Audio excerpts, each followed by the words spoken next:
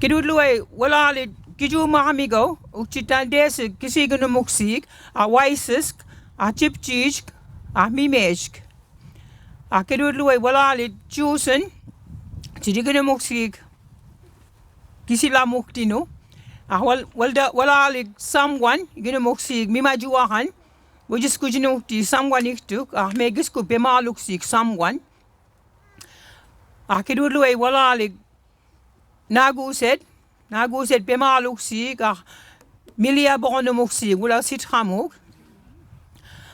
tijune gedudluwe nige eda waktimai wajibuli niskam kisuk niskam god pisinda neymudik a puskan entinin kamalamonina a eda we guluk nagwek a pugigal guluk ndahoy nemidu msidwen a hideaway gisi jiksidimen keluk pasuk jiksidimen bas keluk msidwen a hideaway keluk guluswahan nudumenu giskuk a muawanda sinu a hankadal basulienda net keluk a hampidin edaway gisi wulalan wen kisa bonum wan tuldek kisa bonum wen jisniga gedugim ka wuchie nuchinen waso eben chiptuk telusin megeded megwaso lidanen chiptugigin mu ye kulan nimu le gule desnen nalia waso eki teliskadaski chiptugal ni ne teliskad leg mahamigek eimek telamukus nigol esmiegol apnige giskuk tlamuk tichpenegan mu nilonal teliabik sikta hachik wegwai nametibnik elki niskam teliabik siktwen elwe uktiak muglin mej wun sidi mukigalinen kesnugam ko winchigo gowel chigladwin nadliach. I am an Indigenous daughter. My gift is hope. I am an Indigenous sister. My gift is kindness. I am an Indigenous woman. My gift is strength. I am an Indigenous mother. My gift is to nurture and give life. I am an Indigenous grandmother. My gift is peace. We are sacred beings. We honor all of creation. We are the three sisters in spirit. We are the Holy Trinity. Together we weave peace, hope, balance for all of prosperity. Our hearts beat in synchronicity for infinity. Norma.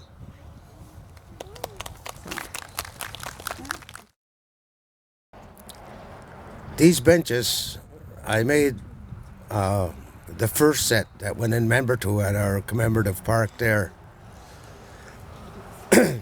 And we sat in a couple of meetings brainstorming about what we wanted to do for this park to make it a memorial park for our missing and murdered Aboriginal women. And one of the ideas that I came up with was to have a bench. And each of the benches represents the four directions, the four stages of life, the four medicines, and the four races of man. And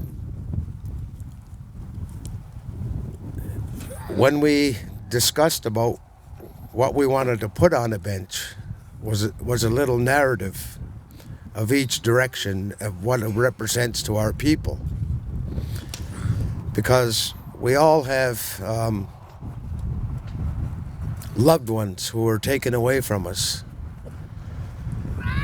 And so we look at the east where the children sit, and we all know people who've lost children, little ones, and like I'm one. And then we go to the south where the women sit, and that's the reason for these parks coming up now, is to commemorate who these women were in our communities and what they represented to our people. And, we honor them, with this in the south. And in the west is where the men sit.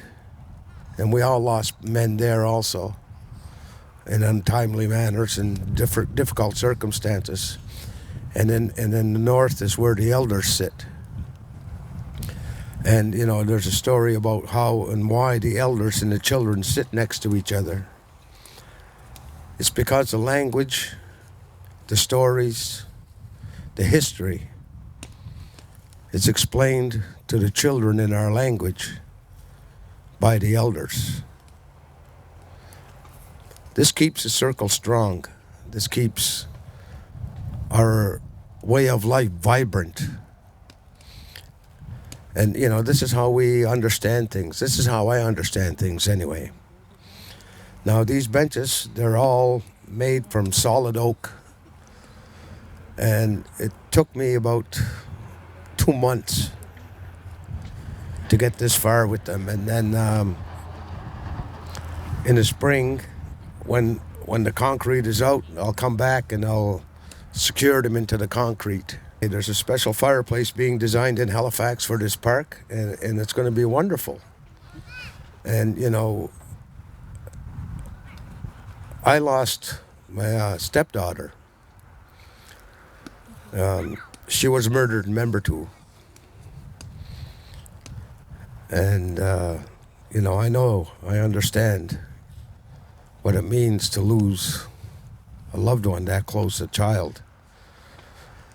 You know, I lost my son 25 years ago that Kathy was talking about. We had to take him off life support and watch him die. And then a few years later, I had to do the same thing with my stepdaughter. She didn't make it. She died on the front step of somebody's house where she was stabbed. So I know that heartache. And these are the ones that I think about when I was working on these benches. I understand what it means, you know, to have something in place where we can reflect on the memories we have of our loved ones who have gone or were taken away from us. Today is very important for our ladies in the reserve, even for our children coming up. For even like some days, like we look back at things that happened, even in this reserve last 50 years. It hurts to think about it, but at least we got to face it. And today, I'd like to thank everybody for coming down and sharing this moment with us. Thank you.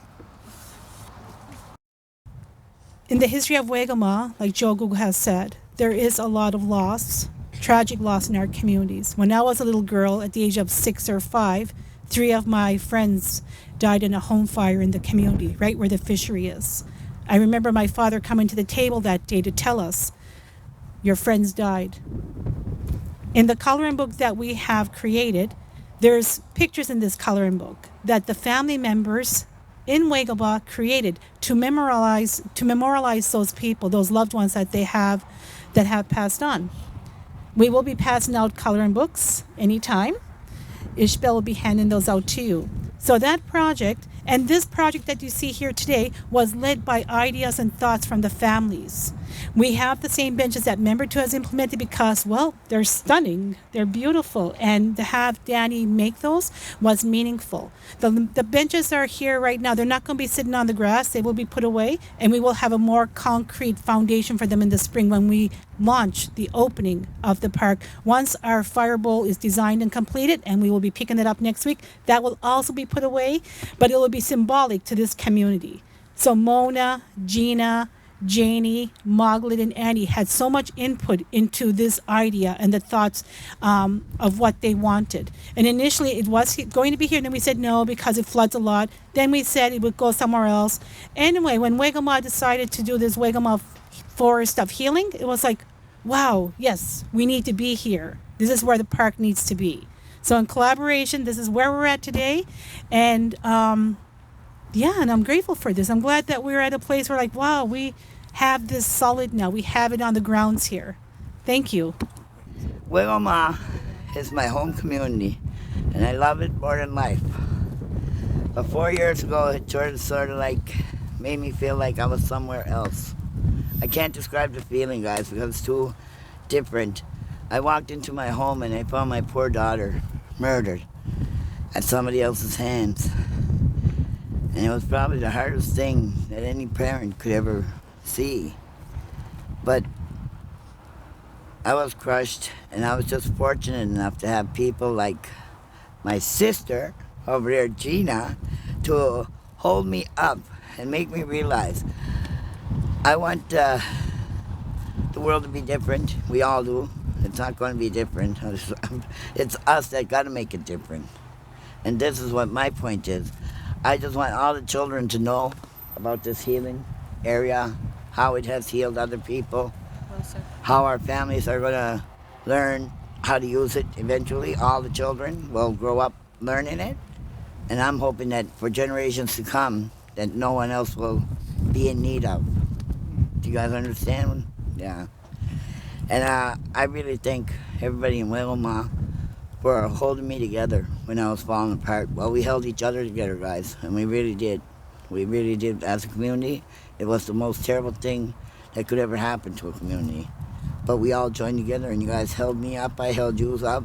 I just feel so empowered by being a part of this group that my cousin started up, because I wanted to show the world that, yeah, we're going to fight for this. Yeah, and we're going to keep praying, and we're going to keep hoping that our children don't have to grow up in a society like we have. And that's about it, guys. Malayo. Can you tell us about the PCAP project? Oh, the PCAP. What it did for your family? Oh, well, my PCAP here. This ain't my PCAP. I made my very own PCAP. And the first time I started, I restarted about, I don't know, 5 times, 6 times, about, trying to find the right thing. But when I did, it wasn't me that put it together. It wasn't me that put the ideal together. I thought the idea, but it was my sister that put the ideal. Can I get her to talk about it too? Can I get Gina to talk about it? Dina, but tell us. She's the better talker, what right? What did it do for your family? It done my family. We got close together. These are my sisters. Talk about that. Yeah. And the sisterhood of the MMIW is the strongest one yet, because my sisters I hold close and near to me. And all my sisters are from MMIW. They're either from IRS or somewhere in our organizations to help heal our communities. And I'm going to let my sister talk.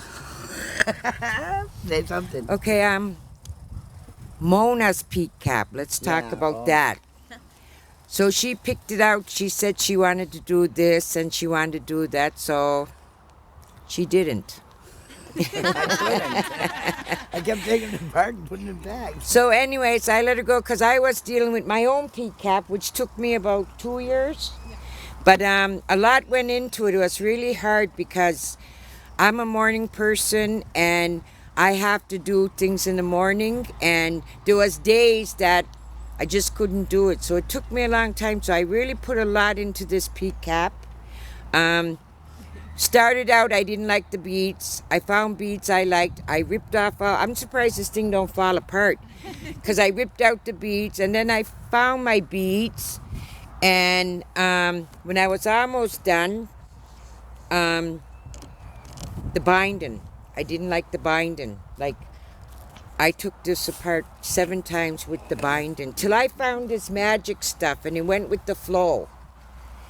And I was able to put it on and sew it. So anyways, it turned out great. Now Mona's cap. Okay, so we sent them off, and I looked at it and I'm like, oh my God, her pictures ain't done yet.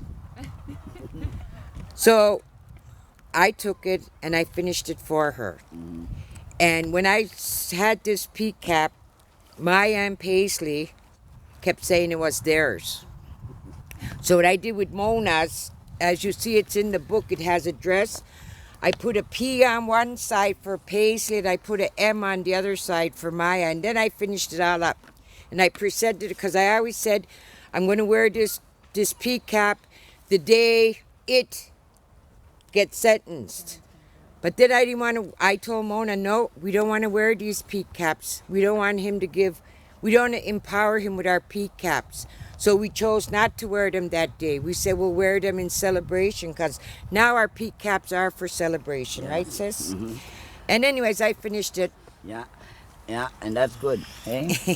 Now, okay, before you leave, Okay. Karen is going to come back up, and we'd like to present, first of all, Mona. She's the first one to get this. What did I get? Oh, I love it. So you can show now. Mine. Okay, That is show everybody mine. your This cap. is mine. This is mine, guys. Woo! My finish. Yeah, finish. No, it ain't. Oh, wow. No pee and no. Okay, sisters. Okay, no fighting. No fighting. Holy moly. We're gonna have the drummers sing the Strong Women song, and Ishbel, I always want to call you Butler, Monroe Butler is our overall coordinator of Women First Light, and she's going to explain this song before we begin. So this song was created in the prison for women in Kingston, and it was created when women were put in solitary confinement, and sometimes people would get pretty depressed, and so the way that they would check in and try and lift each other's spirits up is to sing this song. So one person would call the song out, and then someone else in another cell would sing back, and then someone else would sing, and then they would know that the people are all right. So it's how to give strength to women and keep that resilience going. Thank you. Hey,